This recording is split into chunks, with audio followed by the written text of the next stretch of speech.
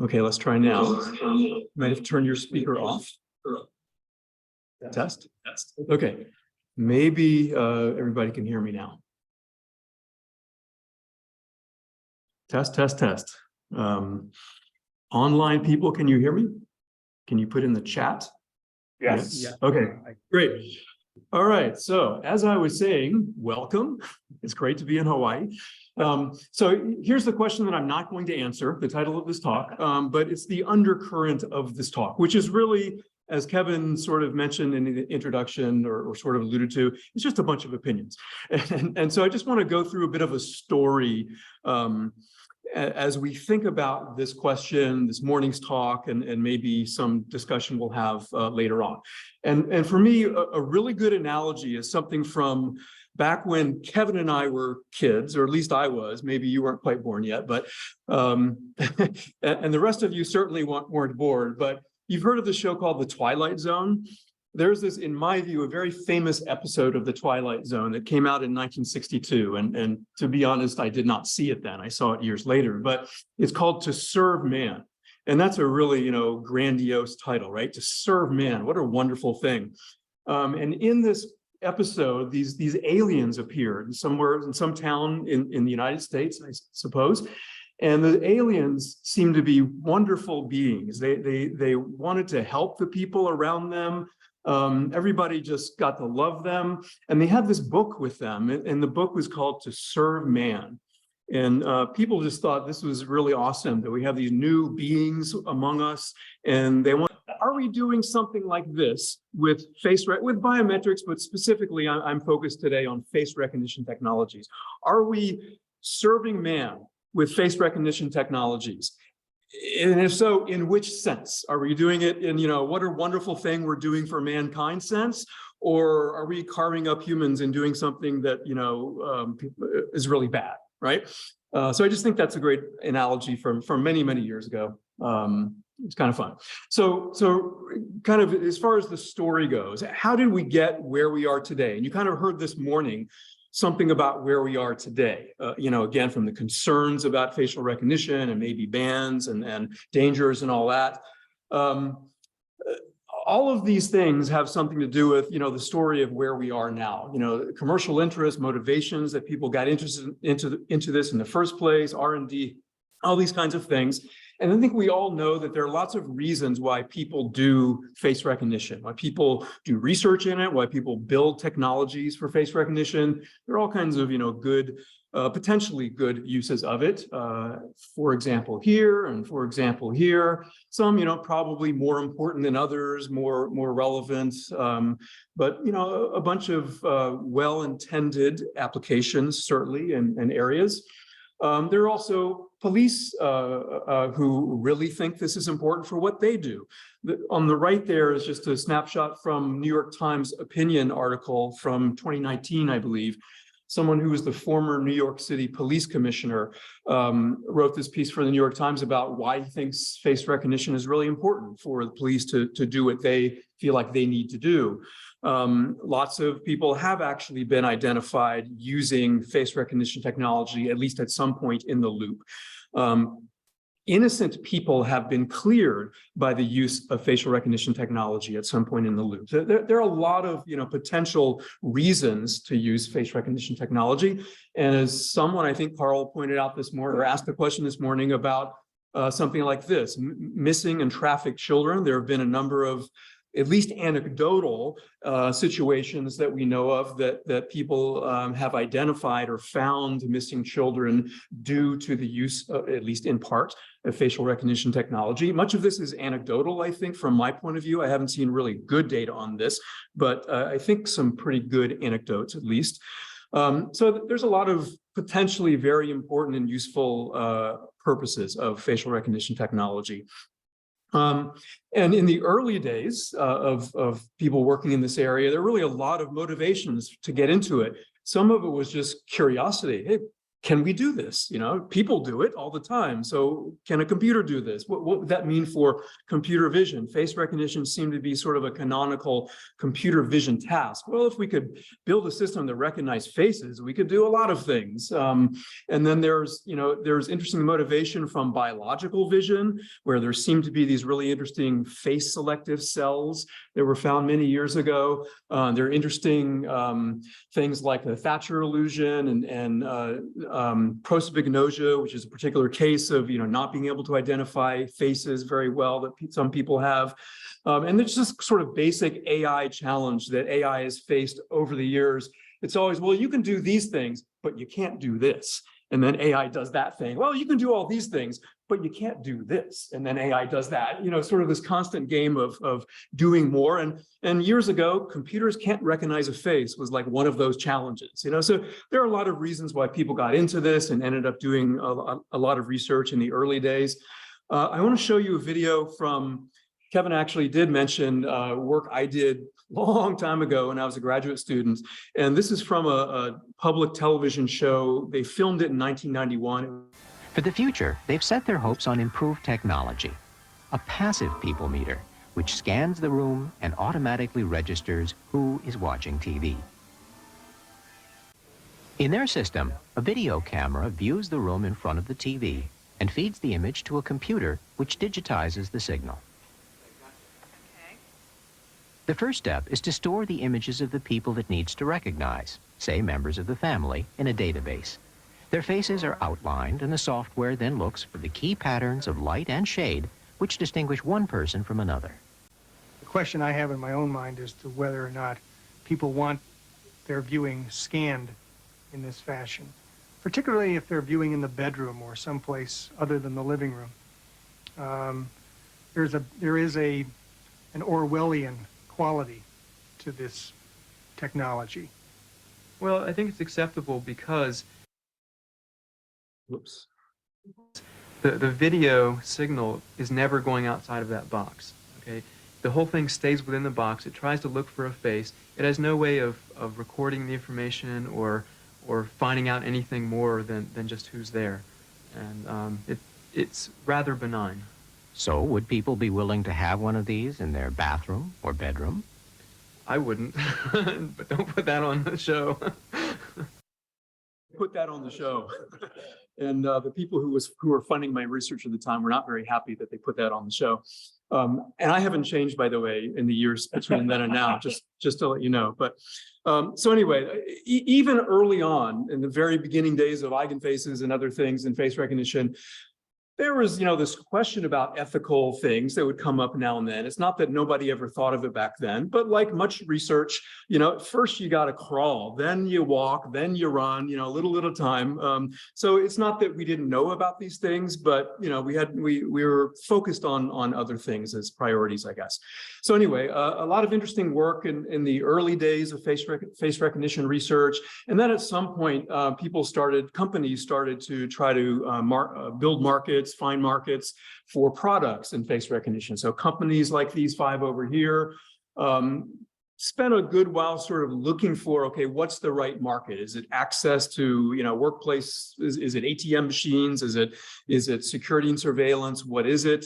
And then something happened that really kind of put everybody in the same line to some degree. And I'll show you a little bit of this video. At 8:46 on the morning of September 11th, 2001, the United States became a nation transformed. On that day, a journey began to broaden our collective awareness and strengthen the measures we take to protect our nation's security. In March of 2003, U.S. Customs and Border Protection was formed and became the nation's first comprehensive border security agency, focusing on maintaining the integrity of our nation's boundaries and ports of entry. Shortly thereafter, the 9/11 Commission report put forth a plan authorizing and specifically tasking DHS with developing a biometric entry-exit screening system that would speed qualified travelers while allowing officers to focus on greater risks. Working with our industry partners, a wide range of biometric technologies were considered and evaluated. extensive testing took place at ports of entry across our country. Ultimately, biometric facial comparison technology was identified as the most effective path forward. Stop it there, but the 9/11 was a big deal for the people thinking about face recognition, and it became, rather than just one of many interesting research topics, it became a real focus of the U.S. government and other governments. And so it was a big deal, but it was not just police departments. It soon followed casino, check cashing machines, retail surveillance, other kinds of applications of this technology that now had lots of funding and lots of sort of energy behind it, primarily because of the events of 9/11. And then fast forward about 12 years, another really kind of famous or well-known episode was the bombings at the Boston Marathon, or bombing at the Boston Marathon. And how face recognition was not actually used during that, but there's a lot of discussion how it might have been used. And there's actually a paper by Neil Jain and some colleagues very soon after that, showing how it could have been used and could have resulted in some top matches to actually find the perpetrators in this case. So these two things in 2001 and 2012, in my view, are kind of very significant bookends to sort of a period of time where the US government and some other governments really went sort of full force into committing themselves to this technology and funding it and pushing it forward. And so then people did a bunch of work for the next, many years, and especially over the past 10 years or so, as we all know, it's gotten a lot better. And it's still not perfect. We know that very well. But there have been a lot of improvements in the core technologies, and as we're talking about today, and in kind of fine-tuning maybe and making certain things better that have been bad in the past. Actually, I think that's Kevin's face in the middle right there. Along with these things about biometrics and face recognition in particular, there's been this sort of general environment about mistrust of computing technologies over the past half a generation or so. All kinds of ethical issues and debates related to data breaches, to things like the Cambridge Analytica scandal, AOL, misplaced millions of images and other important data years ago, online bullying. All these kinds of things have been coming up in the public over the years, the past 10 or 15 years. And it's resulted in many ways in declining trust in the public in general, in information technology, and then to some degree in AI-related technologies as well. And these sorts of things have resulted in a lot of criticism of big tech from both the left and the right in terms of the political spectrum in the US.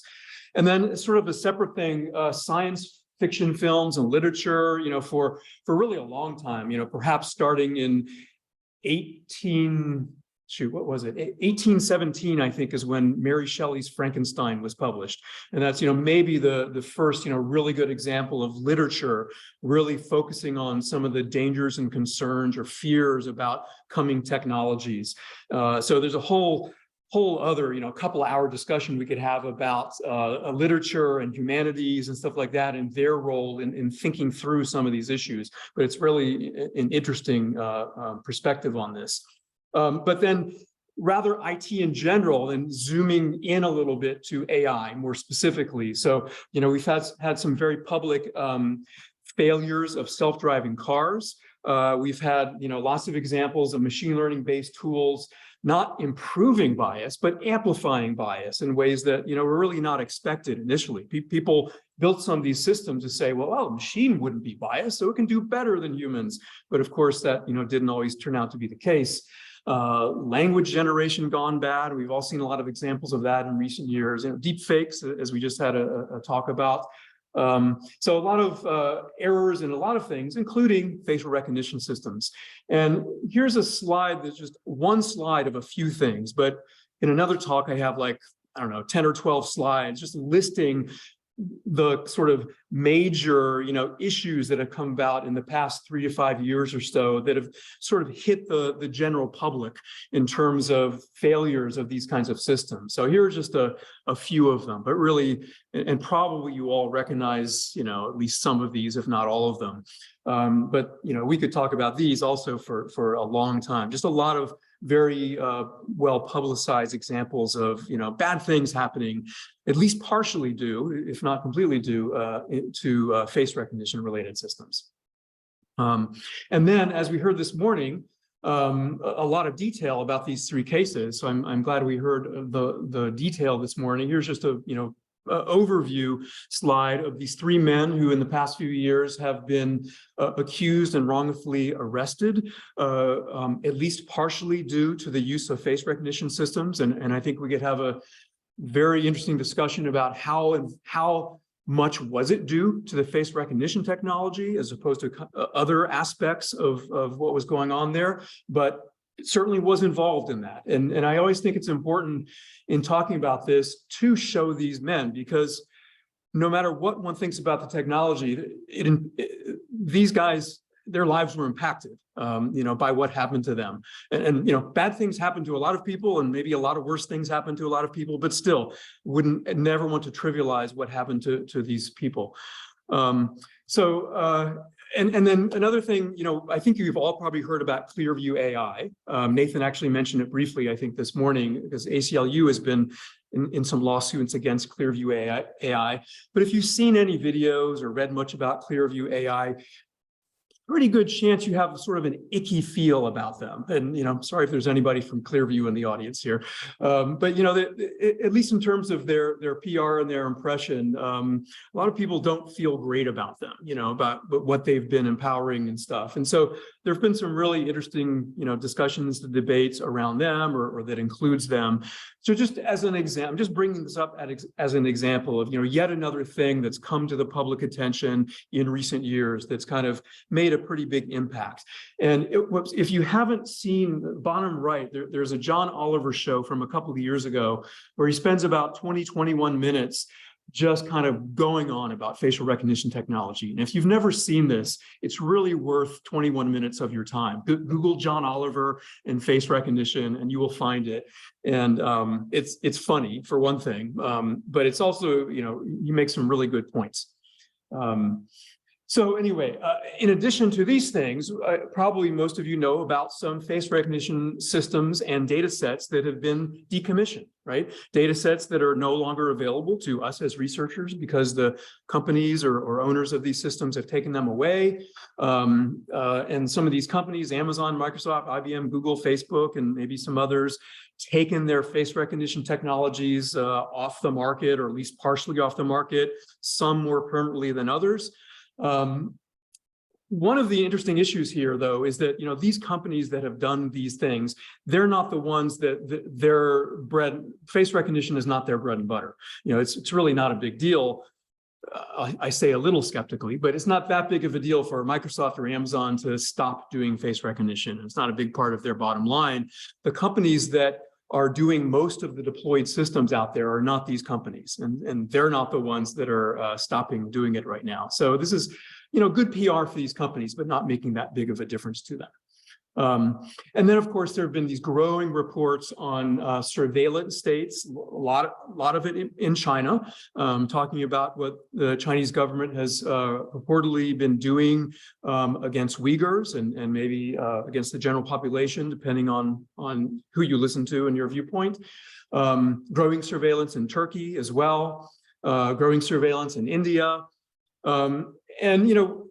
I can be critical about these things, but I also know that in all these places, there are significant numbers of citizens who really are worried about safety and who are saying, I want this because it's going to help me live my life better and stuff. So I think these are really important and interesting and deep topics to discuss.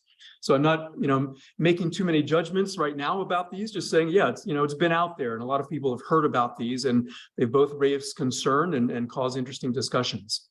So overall, just kind of summarize, I think, where a lot of this has been heading in recent years.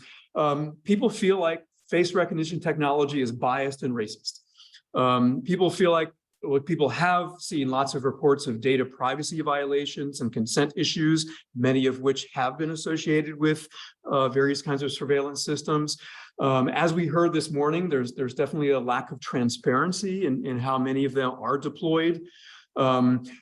I don't think Nathan said the phrase function creep, but kind of referred to it at some point. You know, systems that are intended to be used in one way, but people sort of go rogue and use them in a different way, and which, you know, can be really problematic if that wasn't the intended, expected use of them.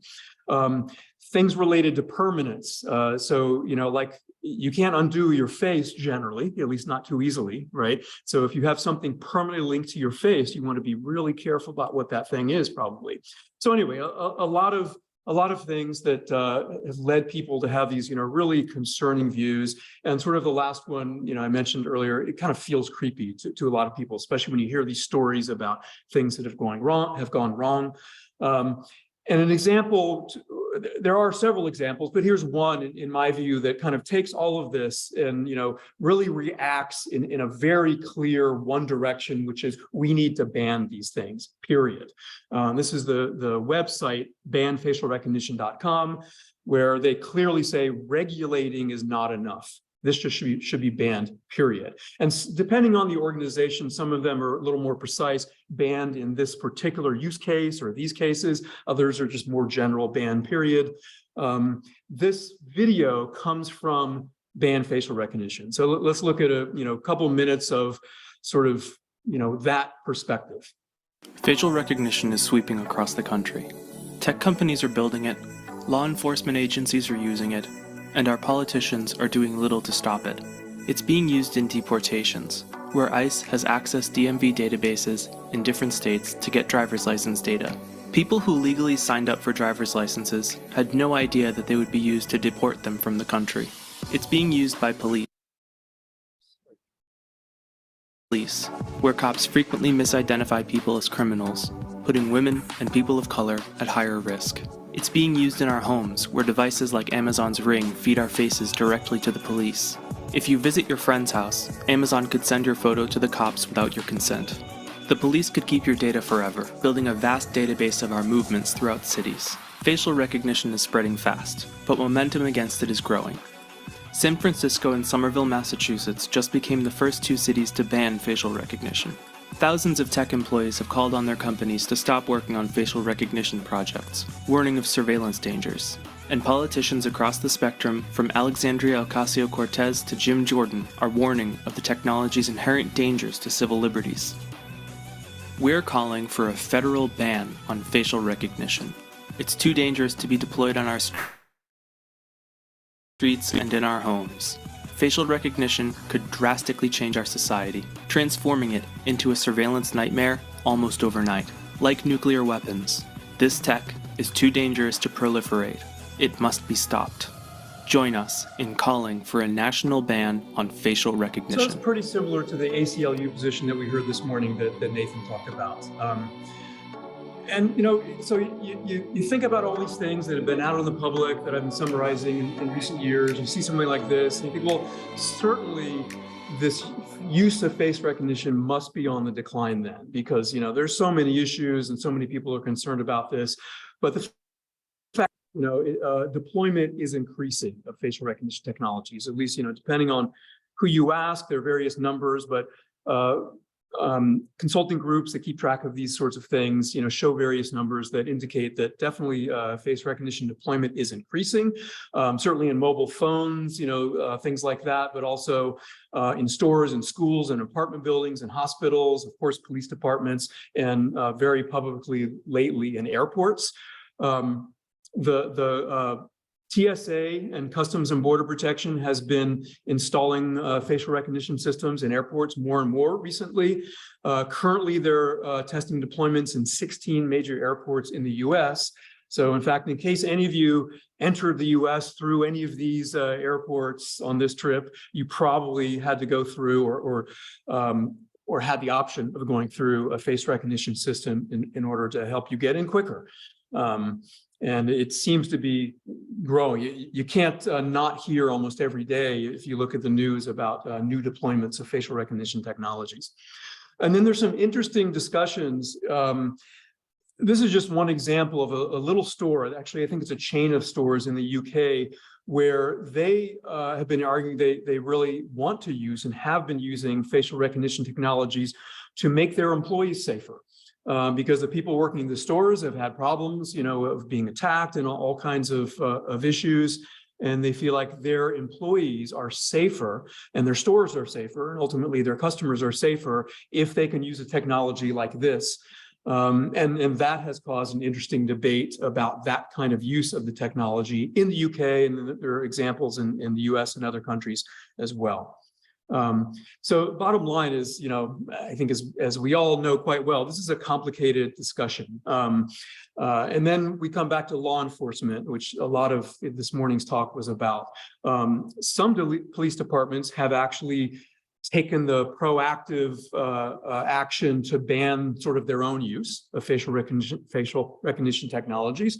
Many local and state legislators have started to make bans in various ways. Some are just on police, some are on public use. There are different kinds of bans out there. However, third bullet here, the Vermont Attorney General just recently asked Vermont to loosen a ban they had made before. So there's kind of interesting sort of back and forth going on. There is some sort of more banning or moratoria being done in various places, but there's some places that are trying to back off now because they realize that, well, or at least they think that this was being very helpful, and now we're not getting the advantage we used to have of this technology. So maybe we shouldn't be so quick to ban it. So again, I just think it's an interesting dynamic and an interesting time that we're in to be able to think about these things as, in fact, we continue to work on the technology. And then, of course, besides these kind of technical things and public things, there's all kinds of influence by professional groups, by industry groups, by companies, civil liberties groups, and et cetera. Basically involving advocacy and activism at various levels.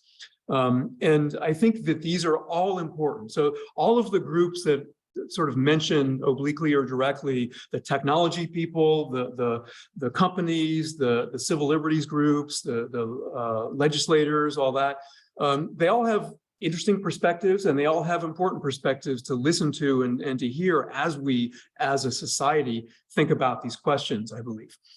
So we have this technology that's good and getting better all the time, largely due to you and your research.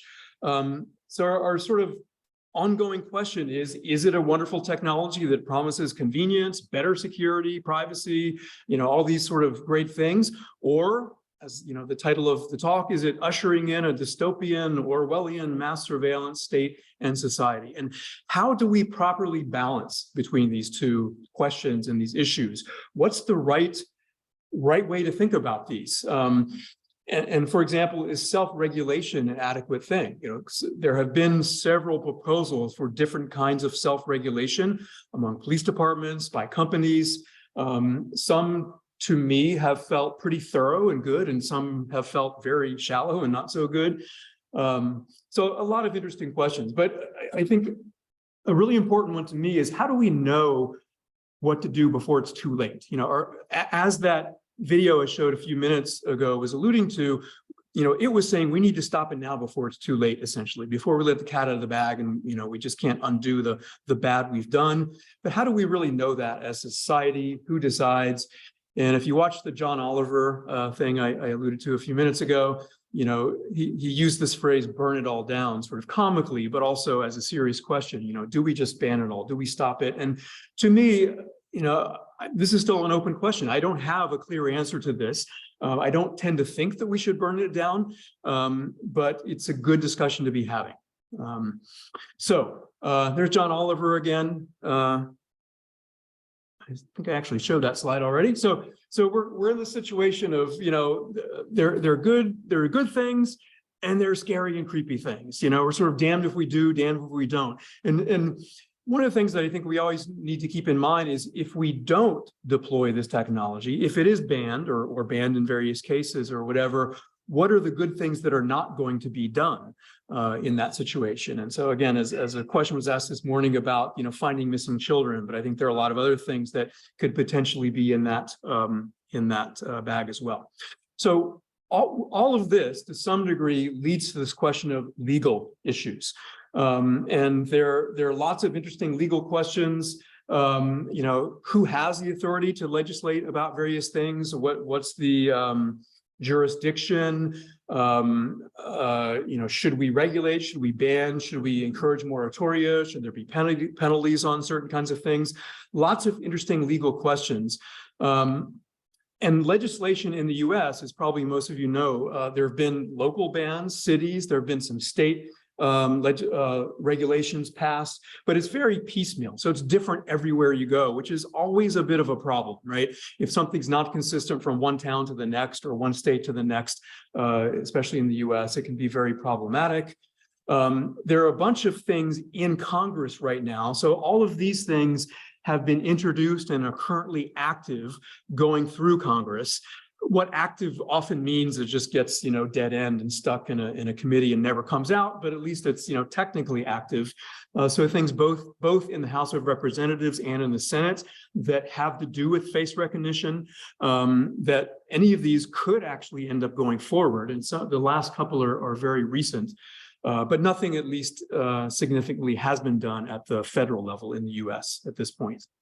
The one thing that has been around a long time that has had a lot of impact is a state legislation in Illinois called BIPA, or the Biometric Information Privacy Act. It's the oldest and the strongest biometric privacy law in the country. And it covers retina, iris, fingerprint, voice, hand, and face. It's generated a lot of legislation over the years. And so I want to talk a little bit about it. This comes from the legislation itself, and I won't read the whole thing, but it's sort of in the preamble of the legislation, and it kind of lays out a little bit about how biometrics are kind of unique and how they can be really concerning. We ought to pay attention. We ought to be concerned is essentially what this preamble says. And then in the legislation, the BIPA law defines a biometric identifier as being an iris, a retina or iris scan, fingerprint, voice print, or scan of hand or face geometry. So that last phrase, particularly relevant to people doing face recognition. And biometric information just means information based on the stuff above, okay? So that raises the question, what is a scan of face geometry? Now, for those of you who do computer vision or do face recognition, do you really know what a scan of face geometry is? Do you think that's a well-defined phrase? I don't think it is. And believe me, when you're in a room full of lawyers trying to argue about this legislation or the application of this against a company or something, you can get a lot of interesting perspectives on what a scan of face geometry may or may not be. So is my method, if I'm a company, for example, is my method or my product doing a scan of face geometry? Well, depends on who you ask, I guess. So it's an interesting question. And in my view, it's an example of how this law was not very well written. And as I'm going to, I think, say in a few more minutes, part of the problem is that in writing legislation, most situations don't have all the right people at the table. And all the right people, I believe, includes us, or people at least pretty close to us, people who do understand the technology and understand maybe that the phrase scan of face geometry might be a little too vague and might, you might want to put something a little more specific in legislation if you're going to use that to, have billion-dollar lawsuits and stuff. So there was this very public Facebook BIPA case where Facebook was sued based on this Illinois legislation. The suit lasted about 3 years. I was involved in this, which kind of got me into this, perspective of looking at things from looking at the face recognition issues from a legal perspective. Facebook did eventually settle this case for about $650 billion, paid out money to a bunch of people. For me personally, it was very interesting to be involved in this case because I got to talk to a lot of people, lawyers and judges and others, about how face recognition technology works and what other biometrics are like and what a CNN is and what a face signature is compared to a scan of face geometry, and a lot of interesting technical questions that, at the end of the day, they didn't really care about the technical answers. They just kind of wanted to know how it mapped to the words of the legislation, which, makes sense because that's what legislation is for. But it did bring up a lot of interesting discussions. And then there's another legislation in Texas, similar to the Illinois legislation, that's been around almost as long. Actually, a version of it started in 2001, but then the current version didn't come about until 2009. So a couple of years later, 1 or 2 years later than the Illinois one. And this had not been, it's pretty similar in many ways to the Illinois legislation, but it had not been invoked at all until this past year. And the cynical version of why it was invoked this past year is because the Attorney General of Texas was in an election. And, what better way to run for election than to say, I'm sticking it to big tech and I'm suing Facebook based on this law that no one's used for the last, 15 years or whatever. That's the cynical view. Maybe there's, better views than that as well. But this is another one that I've had a little bit of involvement in. And it's very similar wording, except this one says a record of hand or face geometry instead of a scan of hand or face geometry, which kind of brings up the obvious question. So does scan mean record then? Or, is that how we're supposed to interpret the Illinois legislation? And anyway, interesting both technical and kind of legal questions about how these things tend to be worded.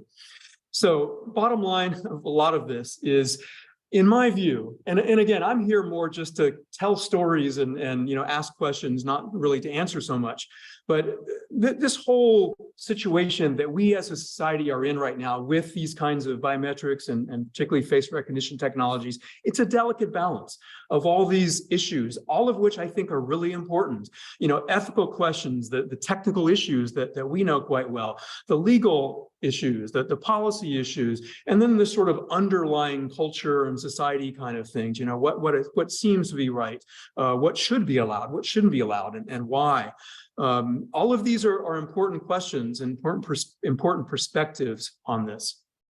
So, looking beyond the core technical challenges, like, really the topic of this workshop, is primarily a core technical challenge, which I think is really important. But looking beyond those a little bit, I would really like to see technology people like us and our colleagues get involved in some ways with the broader societal aspects of what's going on in broadly AI and specifically biometrics and face recognition technologies, and how we should be thinking of them and dealing with them as a society going forward. Asking yourselves the questions and talking to your colleagues, on coffee hours or whatever, what are the social consequences and costs of what we're doing? Are there some, are there things we should be thinking about? Who can we engage with in a broader discussion rather than just, our fellow graduate student in computer science in the biometrics lab? But what about, people in sociology? What about people in the law school? What about people in other places at the university and beyond? I don't know if Nathan is going to be able to join us later this afternoon, but, having a discussion with somebody like Nathan is really important, I think. Actually, one thing I meant to say earlier, so a couple of years ago, I was on a panel for the California state legislature as they were starting to think through questions of face recognition technologies and how they should be thinking about legislation. And they had somebody on this panel discussion from Microsoft, from the LA Police Department, from the ACLU, from the EFF, Electronic Frontier Foundation, whatever it's called. And then I was like the token technical expert for the group. And it was really good to have this wide group of people having very, very different perspectives, but having a pretty good discussion. Everybody was kind of holding their ground, so to speak, from the perspective they're coming from. But it was a really good discussion and something that I just felt like this kind of discussion needs to be happening more and more. So anyway, so what can we do? Well, I won't go into these in details, but we should be, somewhat introspective about what we're doing from time to time. Am I doing something that is like unacceptable if I really think deeply about it? Or just what do I think about if I'm doing work that could be used for bad? There are lots of things that can be used for bad, so probably that doesn't automatically mean you shouldn't be doing it, but does it mean something? Does it mean that I have maybe some responsibility to think a little more deeply about some things than I might otherwise? And in fact, there's a long history of science being used to legitimize violence against marginalized people in particular. So, to me, it kind of says, I feel personally a bit of an extra responsibility to at least be thinking through these questions. And again, I'm not here to give you any answers, just to tell you what, my view about the importance of thinking about these things. And if we just denounce them, is that enough? Is it helpful? Hopefully it's helpful.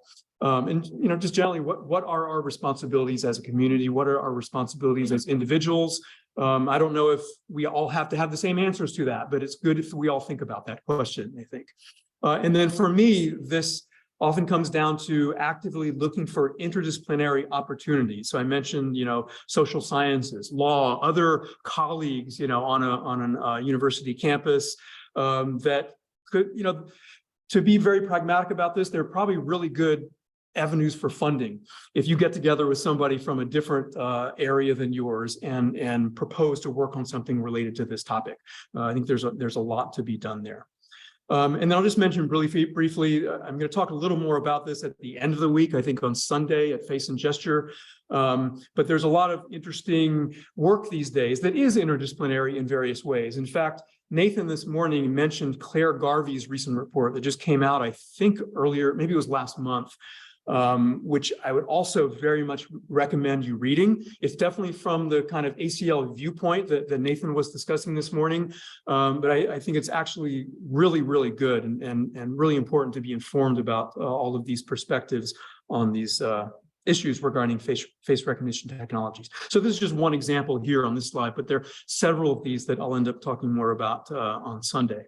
So to summarize, I'm running a little bit late here. We all know that there are positive reasons or things that, we thought were positive to get us into an area like this. If nothing else, it's interesting, but hopefully beyond that. But there have been growing concerns, in recent years about the use of these technologies, the potential negatives, potential serious harm. The legal issues around these are complex. The legal landscape is really messy. There are interesting questions about what does it mean to be doing responsible research and development. And, like, for example, adding a course in ethics, it's maybe a good thing for every department to do, but, that's not the ultimate solution, just adding a course in something. Thinking through these things, I think, is really important, having discussions about these things. And I would say my personal view is very much that neither extreme of being, very Pollyannish, oh, there's no problem, that's all kind of overblown. I don't think that's a good approach. I also don't think, being a Luddite sort of is the right approach either and just burning it all down. I think there's middle ground to be gained potentially in this area, but we do need to have a lot of these discussions to be able to move forward with good confidence. So a thoughtful, informed combination of the right people, essentially, technical people, policy people, regulatory people, and the approaches that they can come up with together, I think are really important. So there's plenty of common ground to be had in this discussion. So the holy grail to me is this grand challenge is to create, develop, and commercialize face recognition technology that addresses all of these needs, works for everybody, it's robust, doesn't degrade with time, easily to enroll, transparent to the users, transparent as to data and decision-making with appropriate oversight, fair to the various people it might be used on, and usable only in ways that are safe, responsible, accessible, and ethical. I think there are a lot of technical questions here, even though there are not too many technical words on this slide. There are a lot of ways to think through what are the technical aspects or some of the technical aspects, and then how can then I engage with someone from, again, the law school or social science or something in taking a little broader perspective on some of these questions. So again, I just wanted to lead you through a bunch of these thoughts. Oh yeah, it doesn't require that kind of engagement then. So to us as R&D people, to engage with people thinking about ethics, policy, and law from different perspectives than we are. So anyway, with that, thanks for listening to all of this. Bunch of questions and comments. No answers. Maybe somebody will give you an answer later today. So that's all. Thank you.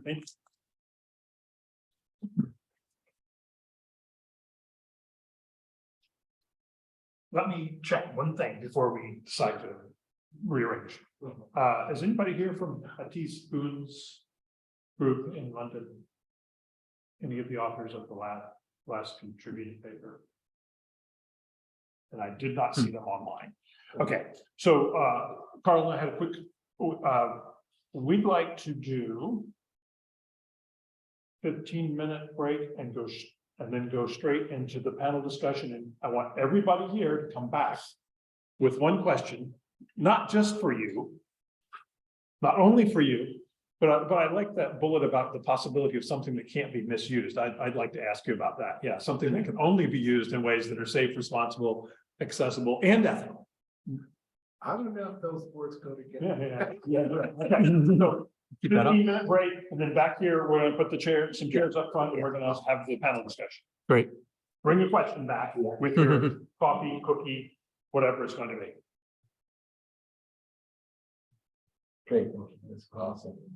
Man, It's a 2-hour talk. I remember Twilight Zone, but I don't remember that. You want to plug the other one back in, or are you done with that? No, I don't think we're going to record this. Okay. I don't think we're going to trust this. Unless, yeah, we don't need a recording of it, do we? I don't think so. No.